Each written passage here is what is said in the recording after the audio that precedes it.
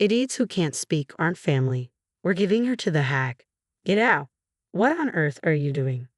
I pushed past my defiant son and his wife, who were protectively hugging my granddaughter, her cheek red with the sting of a recent slap. Their cold, unrepentant faces infuriated me as they continued to belittle their mute daughter. Unable to stand it anymore, I decided to raise my granddaughter myself and took her home. 10 years later, we returned from living overseas. My son and his wife showed up at my door. We missed you. We're family, aren't we? Let's live together.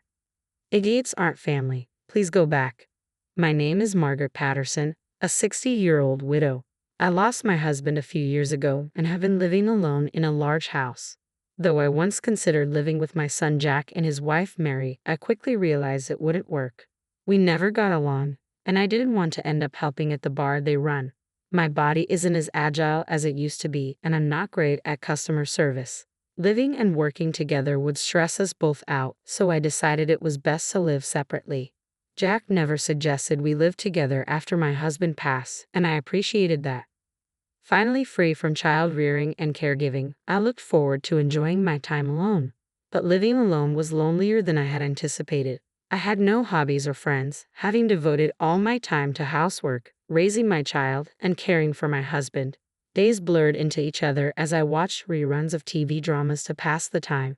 Even when I tried to establish new habits, they never seemed to stick. For me, living such a monotonous daily life, the presence of my two granddaughters was immensely significant. Emily, the eldest, is 10 years old, and the younger Lily is 6. They're both adorable girls. Emily is beautiful and has a knack for acting like an adult, while Lily is a bit clumsy and quiet. She's often compared to her more mature and beautiful sister, making her feel lonely. Although I love both girls dearly, I have a soft spot for Lily. It was clear to me that she was often overlooked by both her parents and Emily.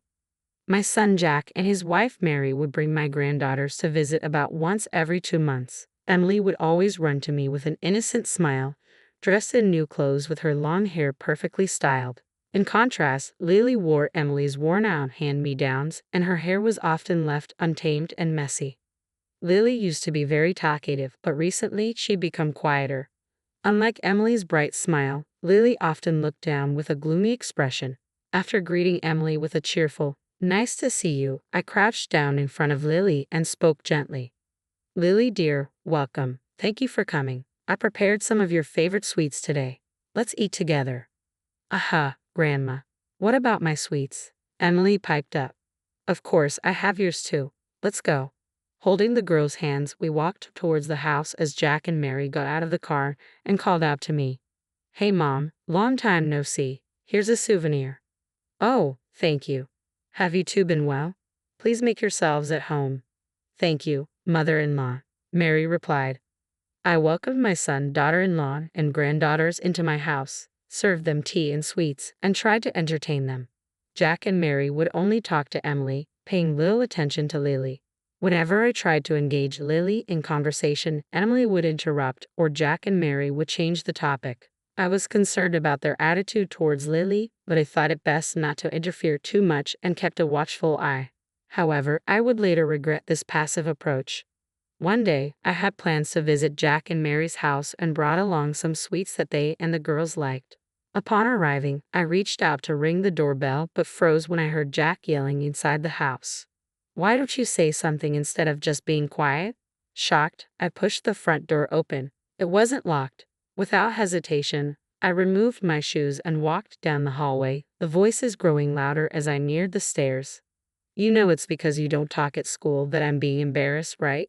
As I climbed the stairs, the shouting continued, followed by a sharp, dry sound. I quickly opened the door from where the sound had come, finding Jack and Mary scolding Lily, who was sitting on the floor, holding her cheek, about to cry. Emily stood nearby, waving her hand as if in pain. "Hey Lily, you got smacked by your sister, didn't you? How about saying it hurts? If you can't speak, you're no longer family. Get out. We'll send you to the hag's home." "What the hell are you guys doing?" I brushed aside my son and his wife. Emily hugged Lily protectively and glared at her parents. The three of them were momentarily stunned but quickly regained their composure. "Mom, what are you doing barging in like that? You should have rung the doorbell first." "That's right, Margaret. Aren't you rude?" What's rude is what you guys are doing, surrounding and berating a little girl. Jack, aren't you a father? Aren't you ashamed to mistreat your child? And Emily, why did you hit your sister? For the first time, I scolded Emily loudly. She seemed scared for a moment, but then lowered her head and said, "Cause." Mary pulled Emily towards her, hugged her, and glared at me.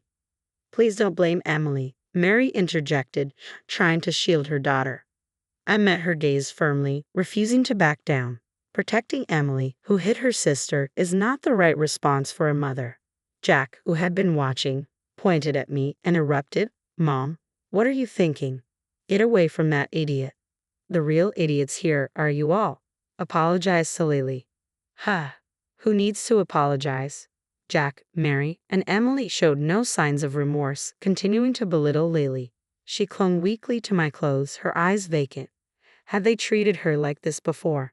Before I could dwell on it, I scooped Lily up and declared firmly, "I'm taking Lily with me. She can't stay here." Leaving the trio stunned, I marched out of the room. After a moment's pause, Jack hurried after me with a smug grin. "Thanks, Mom. I didn't know how to handle her silence." His words left me speechless. Mary appeared next, holding a worn-out carry-on bag and a backpack. "These are Lily's things. Please take care of her," Mary said, thrusting the bags into my arms. Lily and I looked up at Jack and Mary, stunned by their callousness. It was clear they were relieved to see Lily leave their home. Astonished, I left their house without saying a word. In silence, we returned home, and at the entrance, I gently took off Lily's shoes. It was then that I noticed her sniffle. Looking down at her tear-streaked face, I saw her biting her lip, clearly distressed. I pulled her into a comforting hug, patting her back gently. "Lily, it's been tough for you. I'm sorry I couldn't help you sooner, but everything will be all right now. Grandma is here for you. I will protect you." From that day onward, Lily and I began living together. The pain inflicted by her parents had left her speechless. She no longer spoke, not even a simple good morning. Her teacher informed me that she struggled to communicate with her classmates and teachers at school. I felt deeply concerned. I took Lily to the hospital for a medical checkup, where she was diagnosed with selective mutism. The doctor explained that the extreme stress caused by her parents and sister had led to severe anxiety, making it difficult for her to speak. However, the doctor reassured me that with time and a supportive environment, Lily would likely regain her ability to speak. On the way home from the hospital, I bought Lily a cute notebook and a pen. "Listen, Lily, if there's something you want to tell me or anyone else, write it down in this notebook. Draw pictures or write words and then try to say them out loud, even if it's just a little bit at a time, okay?" Excitedly, Lily opened the notebook and began writing with the pen. After a while, she showed me a page with the words "Thank you, Grandma," accompanied by a sketch of my face. Lily tried to voice the words but couldn't quite manage it, looking disappointed. "Lily, you're doing wonderfully. Take your time, step by step. I'm so proud of you." I gently patted her head, and Lily looked up at me with a faint smile. She started using the notebook and pen to communicate at school, gradually gaining confidence. Over the next 2 years, she made significant progress and eventually regained her ability to speak normally. Grandma, today at school," Lily burst through the door with excitement, eager to share her day's adventures with me. Her lively chatter and enthusiasm were a constant source of joy for me, knowing how far she had come since those silent days. One day, I accompanied Lily to a three-way conference at her school. Inside the classroom, a warm-hearted teacher welcomed us. Both Lily and I greeted her with a cheerful "Hello, teacher," before taking our seats.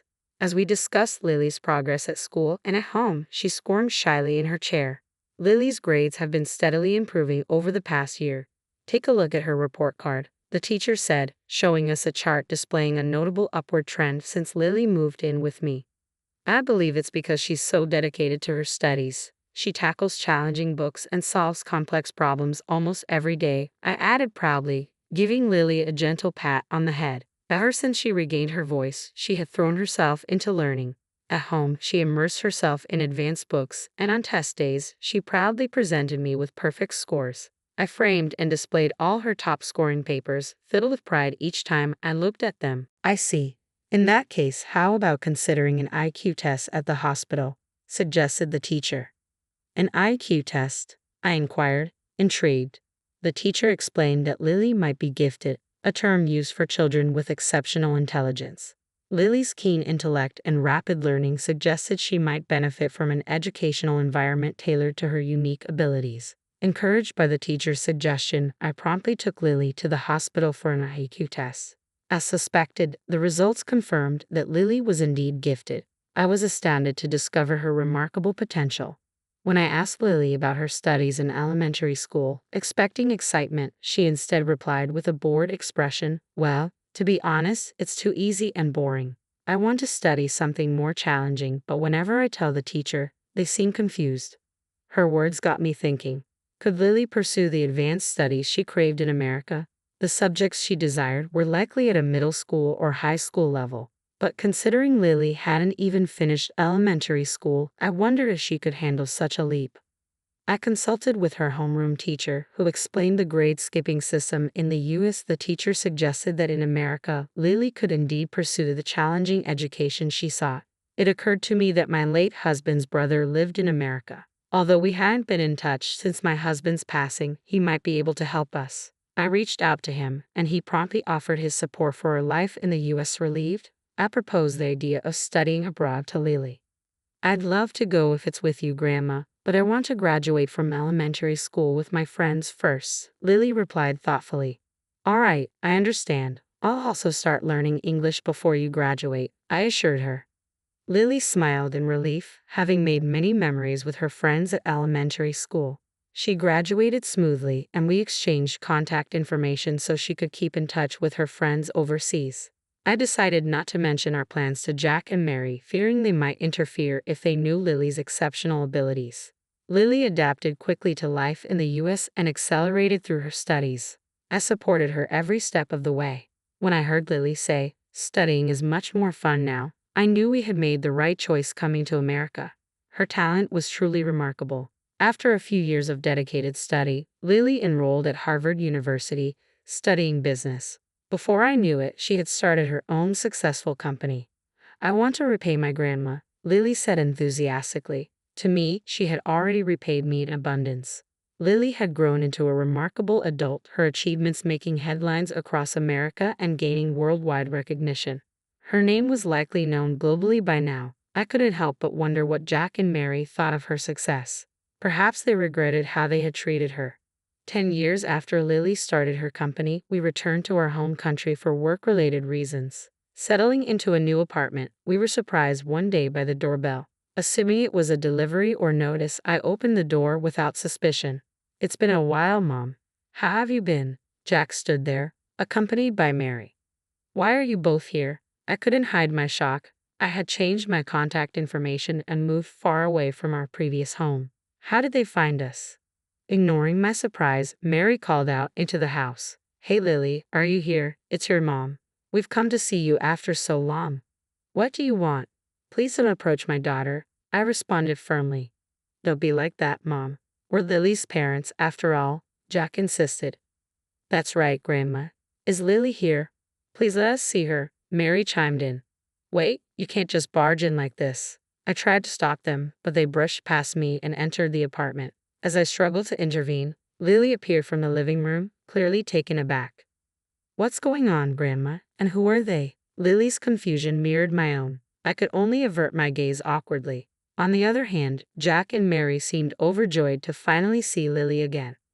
"Oh, Lily, I've missed you. You've grown so much," Mary exclaimed, reaching out to hug her. Lily gently brushed off her arms. "If you want to talk, I'll listen in the living room. I'll prepare some tea, so please wait on the sofa," Lily said calmly, her tone chilly. She turned towards the kitchen and began preparing tea while Jack and Mary settled themselves on the sofa, launching into a one-sided conversation with her. Concerned, I called out to Lily, but she winked at me, silently signaling to leave it to her. As I sat down opposite them, it wasn't long before the main issue surfaced. Jack and Mary revealed that the pub they had been running had failed due to mismanagement. Their eldest daughter, Emily, had also distanced herself from them after starting work, leaving them uncertain about her whereabouts and activities. They were now facing financial hardship, unsure of how long their savings would last. "Hey Lily, would you consider helping us out? You left home at 6, but until then, we raised you. It's only fair you show some gratitude," Jack appealed. Lily, we know you must have felt lonely all these years without us. Let's live together again as a family. We can make up for the lost time and create new memories. Mary added, pleadingly. I couldn't bear to see my son and his wife reduced to such pleading. Though it pained me to admit it, I struggled to understand how Jack had ended up in this situation. Where had I gone wrong in raising him? Lost in my guilt, I was brought back to reality by Lily's firm voice. Idiots aren't my family. The only family I have is Grandma. Please see yourselves out, Lily declared, wearing a cool smile that I had never seen before. But Lily. Wait, please. Despite their pleas to reconcile and live together, Lily remained resolute. She escorted them out the front door with firm resolve, locking it with a definitive click. Peering through the window, I watched as my son and daughter-in-law walked away with slumped shoulders. Grandma? Yes, dear? Should we move? At her question, Lily chuckled softly. It turned out she had been secretly planning to build a house where we could live together, designed with accessibility features tailored for my comfort. Thank you, Lily, I said gratefully. Blushing slightly, she laughed in embarrassment. Several months later, we settled into our new home. Thanks to Lily's thoughtful planning, I now live comfortably in a space perfectly suited to my needs. Our shared memories adorn the walls, including the notebook and pen we first used to communicate. Every time I see them, it brings tears to my eyes. Today, I think I'll prepare Lily's favorite dish for dinner. With that in mind, I headed to the kitchen to start cooking.